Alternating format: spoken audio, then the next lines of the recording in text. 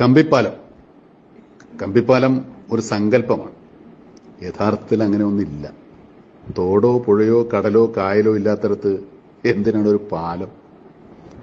എന്നാൽ ആ സങ്കല്പത്തിലൂടെ വേണം കുന്തംകുളത്ത് നിന്ന് വടക്കോട്ട് പോകാൻ. കമ്പിപ്പാലം ഒരു വാക്കാൽ കരാറാണ്, വിവാഹം പോലെ. കമ്പിപ്പാലം ഒരു സ്റ്റോപ്പുമാണ്. എന്നാൽ അവിടെ നിർത്തണമെന്നില്ല, ഇറങ്ങണമെന്നില്ല. കവിക്കോ കഥാകൃത്തിനോ കല്യാണപ്പൊരുത്തുകാരനോ കന്നാലിക്കാരനോ അവിടെ നിന്ന് കയറാം, അവിടെ ഇറങ്ങാം, തുടരാം യാത്രകൾ. ഒരു കടങ്കഥയുമാണ് കമ്പിപ്പാലം. കറുത്ത പയ്യന് വെളുത്ത പാല്, കഥയിൽ ചോദ്യമില്ല, പിള്ള മനസ്സിൽ കള്ളമില്ല.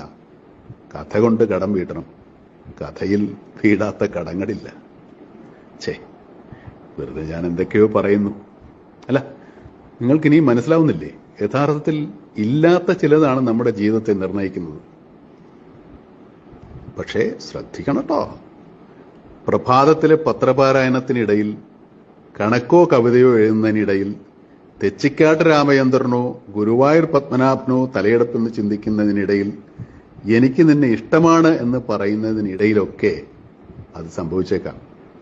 ഗ്രഹനില നോക്കാൻ വടക്കോട്ടിറങ്ങിയപ്പോൾ ബസ്സിടിച്ച് മരിച്ച വേലുപ്പണിക്കർ എപ്പോഴാണ് റോഡ് ക്രോസ് ചെയ്യാന്നറിയില്ല. ഒരു തിരിവിലാണ് കമ്പിപ്പാലം, ഒരു വളവാണ്, ഒടിവാണ്, ഒടിവിദ്യയാണ്. അനാദിയാണ് കമ്പിപ്പാലം. തലയുമില്ല, വാലുമില്ല, കണ്ണുമില്ല, മൂക്കുമില്ല. ഞാൻ വീണ്ടും എന്തൊക്കെയോ പറഞ്ഞു. നിങ്ങളിതൊന്നും കാര്യമാക്കണ്ട.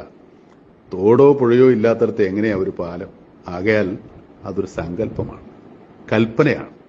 എന്നാലും ഒരു കണ്ണു തുറന്നു വയ്ക്കണം, അരച്ചവി വട്ടം പിടിക്കണം. നമ്മുടെ ജീവിതം ഒരു സങ്കല്പമല്ലല്ലോ.